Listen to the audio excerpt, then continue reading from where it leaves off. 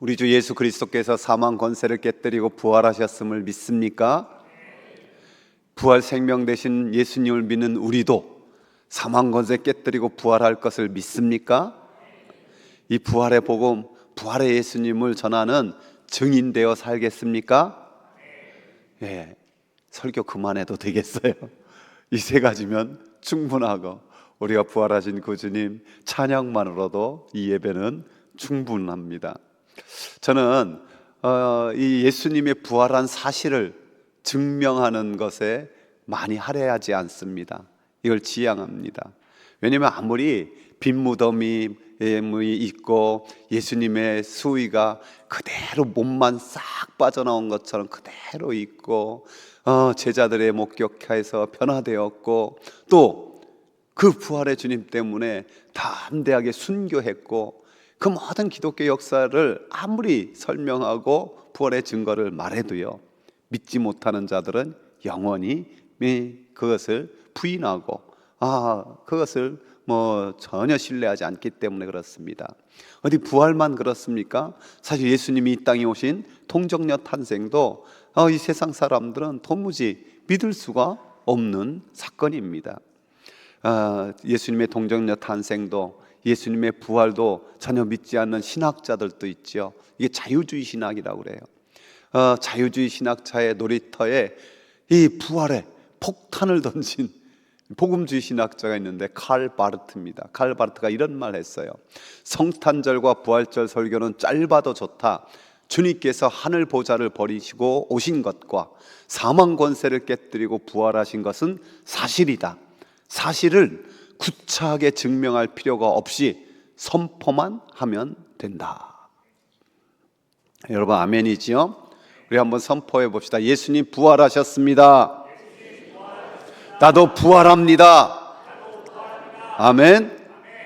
사도 바울은 예수님을 박해하던 사람이었어요. 성경에 기록된 대로 나무에 달린 자, 저주받은 자인데 십자가의 나무에 달려 죽은 메시아, 그거는 메시아가 아니에요. 예수는 메시아가 아닌 거예요. 몇몇 미친 자들이 예수님 다시 살아났다고 하면서 증거하는데 그 완전 미친 정말 정신 나간 사람이라고 그렇게 여겼고, 그런 자들은 이 땅에서 없어져야 된다고 생각해서 그 예수 믿는 자 죽이려고, 그래서 스데반 죽였고 더 잡아 죽이려고 혈안이 되었던 사람이에요. 그런데 부활하신 주님 그를 만나 주셨어요. 부활하신 주님 만나고 나니까 그가 남은 생에는 이 부활의 주님을 이방인에게 전하는데 온 삶이 들여집니다.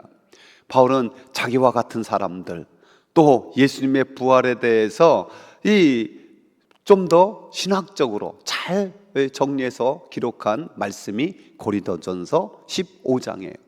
그래서 고린도전서 15장을 우리는 부활장이라고 불러요. 여러분 사랑장은 어디죠? 고린도전서 13장. 믿음장은 어디죠? 히브리서 11장. 부활장은 어디죠? 고린도전서 15장.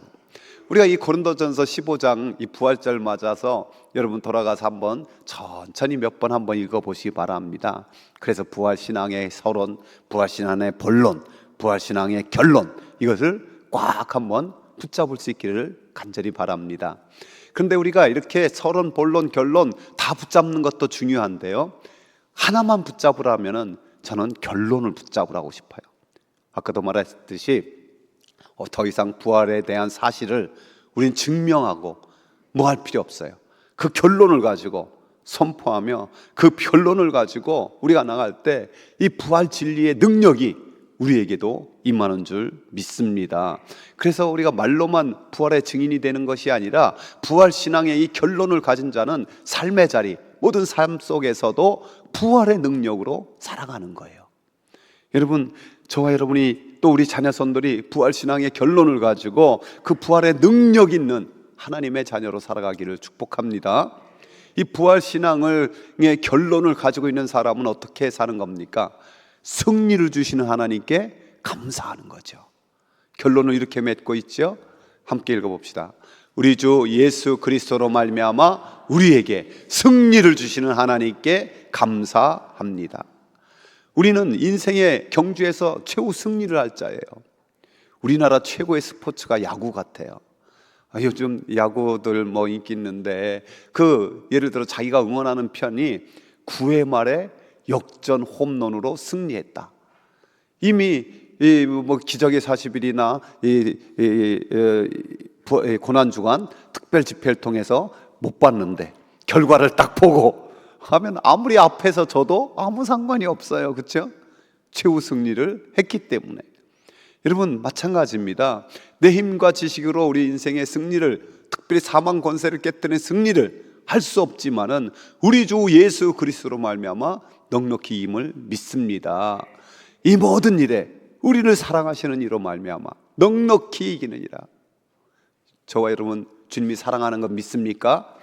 그 사랑으로 하늘 보좌 버리고 이 땅에 오셨고, 그 사랑으로 십자가 지셨고, 그 사랑으로 부활하신 주님, 우리와 함께 하시니 넉넉히 이기는 거죠.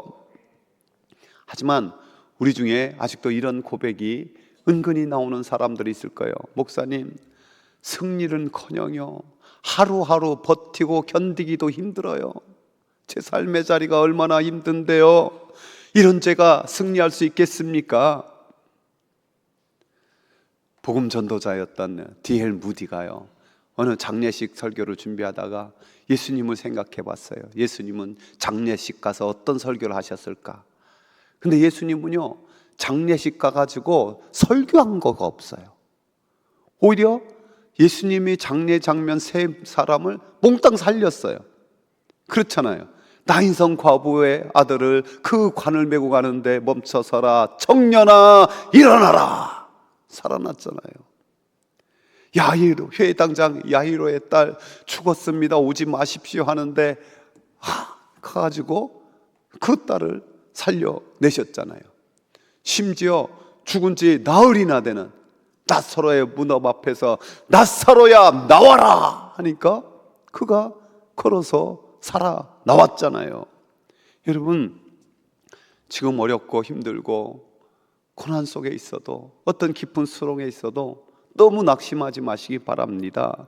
주님, 부활하신 주님의 그 손을 붙잡고 더 나갈 수 있기를 바랍니다.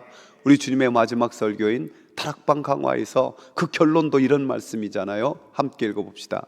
이것을 너희에게 이르는 것은 너희로 내 안에서 평안을 누리게 하려 함이라. 세상에서는 너희가 환난을 당하나 담대하라, 내가 세상을 이기었노라. 아멘. 세상을 이기시고 죽음에서 승리하신 부활하신 우리 주님, 우리도 이기게 할 것을 믿습니다. 우리 옆 사람은 축복합시다. 당신은 승리하게 되어 있습니다. 감사하며 삽시다. 할렐루야. 부활신앙의 결론을 가진 사람은요, 승리하심을 믿고 범사에 감사하는 거예요. 미리 그 승리가 앞당겨 왔음을 확신하는 거죠. 또한 견실하여 흔들리지 않는 믿음의 사람이 된다고 말씀하고 있습니다.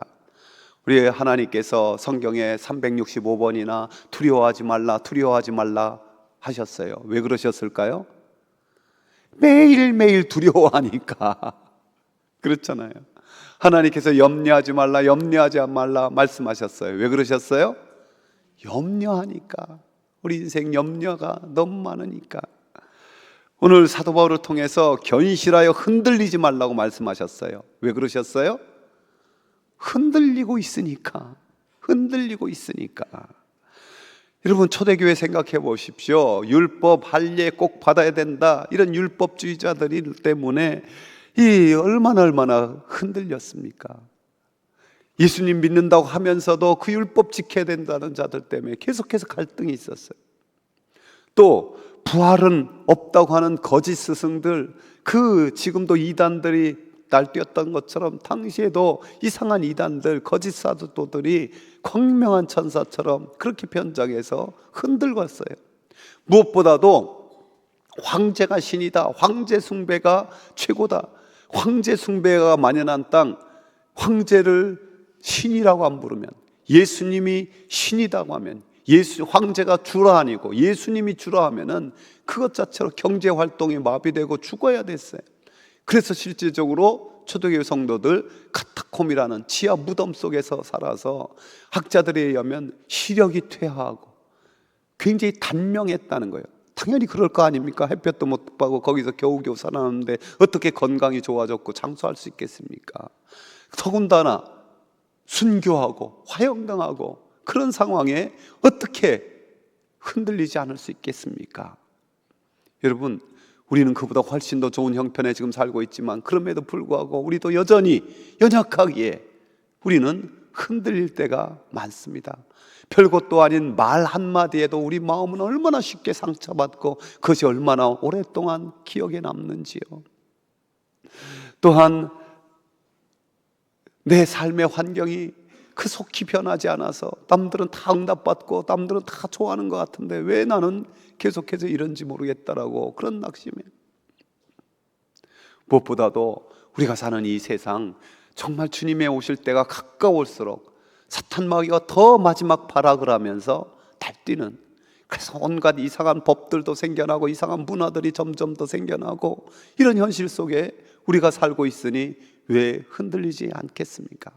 그래서 어떤 분들은 이 시대가 오히려 육체적인 핍박을 하는 것보다 정신적인 영적인 이 음란과 쾌락과 또 이런 이 세상적 악한 가치관이 너무 넘쳐가지고 더 흔들리기 쉬운 그런 세대에 우리가 살고 있다라고 말하고 있습니다. 이 험한 세상에서 우리가 어떻게 버티고 견디며 흔들리지 않고 견실하게 굳건한 믿음을 가질 수 있을까요? 그것은 다른 방법이 아니라 더 깊은 은혜를 받아야 될 줄로 믿습니다. 더 높은 은혜 속에 거해야 될 줄로 믿습니다. 이동원 목사님이 전에 어떤 휴가 기간을 맞아서 좀 푹 쉬고 싶다, 사람들 날 알아보는 사람 아무데도 없는 데로 가고 싶다 그래서 하와이를 갔대. 하와이. 그래서 또 사람이 좀 적게 있는 해변에서 아내랑 함께 거니고 있는데 자기도 편안한 옷을 입고 또 더운 날씨에 아내도 조금 야시시한 옷을 입고 이렇게 걷는데 누구가 이렇게 오더니 가까이에서 이동훈 목사님 아니십니까? 인사를 하더래요. 다른 때는 좋았는데 전혀 반갑지 않더라는 거예요. 어쨌든 그 휴가 기간에 그 다음 날은 보니까 날씨가 막 비도 오고 뭐 너무 안 좋아서 아예 오늘 그냥 잘 됐다, 호텔방에서 그냥 푹 잠이나 자자 쉬자 그러고 있는데 그 가이드 하는 분이 목사님 오늘은요 잠수함 타러 가시죠. 아니 이렇게 날씨도 흐지고 막 그러면 바다도 별로 이게 좋지도 않을 텐데 잠수함을 타러 어떻게 가요? 목사님, 바다 깊이 내려가면은 그곳은 고요하고 잠잠합니다. 그래서 큰 은혜를 받았대요.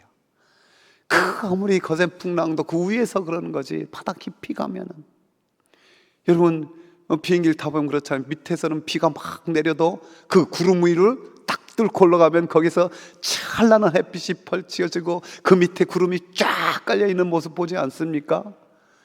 깊은 은혜가, 높은 은혜가 그 모든 것을 버티고 견디게 하는 평온함과 잔잔함을 주시는 줄 믿습니다. 저와 여러분과 우리의 자녀손들이 사망 권세를 깨뜨리고 부활하신 주님 영원히 붙들어 주심을 믿습니다. 주님의 손이 붙들고 계심을 믿고 견실하며 흔들리지 않기를 주의 이름으로 축복합니다. 우리 옆선 축복합시다. 주님의 손이 당신을 항상 붙들고 계십니다. 견실하며 흔들리지 맙시다. 아멘. 부활신앙의 결론을 가지고 사는 사람들은요 승리를 믿고 감사하는 거예요. 견실하며 흔들리지 않는 거예요. 그러면서 항상 주의 일에 더욱 힘쓰는 자가 된다라고 말씀하고 있습니다. 사도 바울이 통해서 전해 준 이 부활신앙의 결론 한 번 더 우리 선포하며 읽어봅시다. 그러므로 내 사랑하는 형제들아 견실하며 흔들리지 말고 항상 주의 일에 더욱 힘쓰는 자들이 되라. 이는 너희 수고가 주 안에서 헛되지 않은 줄 알미라. 아멘. 우리는 주님의 십자가와 부활을 믿을 뿐만 아니라 그 주님의 일을 하도록 부름받았어요. 그런데 가장 기본적인 하나님의 일, 가장 기본적인 주의 일이 무엇인지 아십니까? 오병 역사의 귀한 기적을 베푸시고 은혜를 베푸신 주님, 그러니까 사람들이 저분만 믿으면은, 저분만 왕이 되면은 먹고 살 염려 전혀 없겠구나. 그래서 뭘 삼으려 했어요? 임금 삼으려 했어요. 왕을 삼으려 했어요. 근데 주님께서 그들을 다 흩어보내는 거예요. 그러자 그 다음날 어떻게 알았는지 주님 있는 곳에 다 무리들이 또 찾아오는 거예요. 그 찾아온 사람에게 주님께서는 썩을 양식을 위해서 일하지 말고 영생을 위한 양식을 위해서 일하라 말씀하셨어요. 그러자 그들이 그래도 기특하게 질문합니다. 우리가 어떻게 하여야 하나님의 일을 하오리까? 그러자 주님께서 이렇게 대답하셨어요. 하나님께서 보내신 이를 믿는 것이 하나님의 일이니라. 하나님께서 보내신 이 누구시죠? 예수님. 예수님을 믿는 것이 무슨 일이라고요? 하나님의 일이라는 거예요. 그러니까 우리가 가장 기본은 하나님 일을 하고 싶어요. 예수님 잘 믿는 게 하나님의 일이에요. 저와 여러분이 예수님 잘 믿기 바랍니다. 그리고 여기서 한 걸음 더 나가서 이제 주님께서 내게도 허락하신 일이 있다.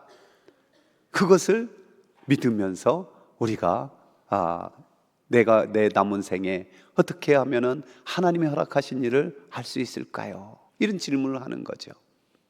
이번 고난주간 특별 집회 때 고옥하는 목사님의 고통을 다루신 하나님의 손길이라는 책에서 그 목사님이 평생 성경을 연구하고 나서 우리를 향한 하나님의 4가지 계획을 정리하셨더라고요. 간단하면서 또 저와 여러분이 이미 잘 알고 있으면서도 잘 정리된 것 같아요. 이거예요. 첫 번째는 우리를 구원하시겠다는 생각이에요. 여러분, 하나님의 생각대로 저와 여러분이 구원받아 하나님 자녀된 줄로 믿습니다. 두 번째가 우리를 하나님 자녀답게 만들겠다는 생각이에요. 여러분, 그냥 하나님 자녀 된 것과 하나님 자녀답게 만들어지는 건 좀 다르죠? 우리 안에 하나님의 형상이 더욱더 온전히 이루어지고 그리스도인, 예수님을 닮은 사람, 예수님의 향기 나는 사람이 하나님 자녀답게 되는 거예요. 그러니까 우리가 예수님을 믿을 뿐만 아니라 더 예수님을 닮아가도록 더 힘써놔야 되는 것, 이것이 성화죠. 첫 번째가 구원이라면 두 번째가 성화예요. 세 번째는 하나님의 일을 우리에게 좀 시키고 싶다는 생각이세요. 여러분, 저와 여러분이 구원받는 것으로 하나님의 계획이 끝났다면 그냥 예수 믿자마자 뿅뿅뿅 하고 그냥 하늘나라 가면 얼마나 더 좋아요. 근데 지금 이렇게 생명이 있게 하신 것, 우리를 통한 하나님의 계획, 그것은 너도 나 일 좀 하다가 오면 안 되겠니? 이런 하나님의 계획이 있다는 거예요. 그리고 네 번째, 모든 것이 합력하여 선을 이루게 해주시겠다라는 자비로우신 하나님의 생각입니다. 여러분은 이 4가지 중에 어떤 것이 제일 좋아요? 그냥 욕심 좀 내요. 다 좋아요. 맞아요. 사람들마다 1번이 좋을 분이 있고 2번도 좋을 분이 있고 3번, 4번이 좋을 분이 있어요. 그런데 또 가만히 묵상해 보니까요, 이 4가지가 다 연결이 돼 있어요. 하나로 연결이 돼 있는 거예요. 이런 거잖아요. 하나님께서 우리를 구원하셔서 하나님 자녀 삼으시고 우리를 더 예수님 닮은 하나님의 자녀답게 인도하세요. 또한 우리에게 하나님의 일을 시키시는 거예요. 복음 전파에 관련된 일이지요. 하나님의 나라가 임하는 일이에요. 그 일을 위해서 나의 삶이 드려질 때 모든 것이 합력해서 선을 이루는 귀한 역사를 하나님은 이루어 가셔요. 그래서 그 모든 수고를 결코 헛되지 않게 하십니다. 너무 감사하게도 우리 주님께서는 성경 곳곳에 상을 말씀하고 있어요. 이 복음을 전하는 자에게 냉수 한 그릇만 줘도 결단코 상을 잃지 않게 하리라. 가난한 자에게 이렇게 섬기는 것 곧 나에게 해준 것이다. 주의 일에 이렇게 힘쓰는 것 얼마나 귀한, 주님을 위한 이 모든 것들 상 주시기를 기뻐하신 하나님, 멸류관을 예배해 주시는 줄 믿습니다. 그래서 저와 여러분이 이 부활신앙의 결론을 가지고 어떻게 하든지 간에 내 삶 속에서 어떤 일을 할까요? 주님을 믿는 것이 가장 기본적인 일이고, 거기에 한 걸음 더 나아가서 더 주님 닮고 싶고, 하나님께서 맡기신 그 작은 일이라도 내게 좀 끼워주심을 감사하면서, 그럴 때 우리가 주님 예비하신 생명의 면류관, 의의 면류관, 영광의 면류관의 주인공이 되리라 믿습니다. 사랑하는 성도 여러분, 저와 여러분과 우리 자녀선들이 부활신앙 꼭 가지십시다. 최후 승리를 믿고 감사하시고 흔들리지 말고 견실하시며 더 주의 일에 힘쓰는 하나님 자녀 되기를 주의 이름으로 축원합니다.